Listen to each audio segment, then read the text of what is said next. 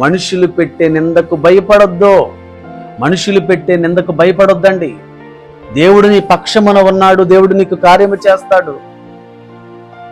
దేవుని బిడ్డలారా, నేను మేలే చేశాను కదా, ఆయన నన్ను ఎందుకు నిందిస్తున్నారు?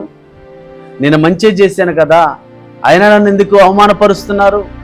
నేను దేవుని వాక్యానుసారంగా నడుస్తున్నాను కదా, నేను దేవుని సన్నిధిలో ప్రార్థిస్తున్నాను కదా, భక్తిగా జీవిస్తున్నాను కదా, విశ్వాసంగా జీవిస్తున్నాను కదా, అయినా నా మీదకి ఎందుకు నిందలు వస్తున్నాయి అని భయపడొద్దు ప్రియా సహోదరి సహోదరుడా. ఎందుకంటే దేవుణ్ణి నమ్ముకున్న వారికి ఎక్కువ నిందలు వస్తాయి, అవమానాలు వస్తాయి. కానీ నువ్వు భయపడొద్దు, దేవుడు నీతో మాట్లాడుతున్నాడు. దిగులు పడొద్దు, జడియవద్దు.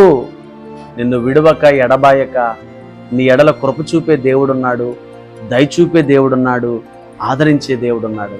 దేవుని వాక్యాన్ని వింటున్న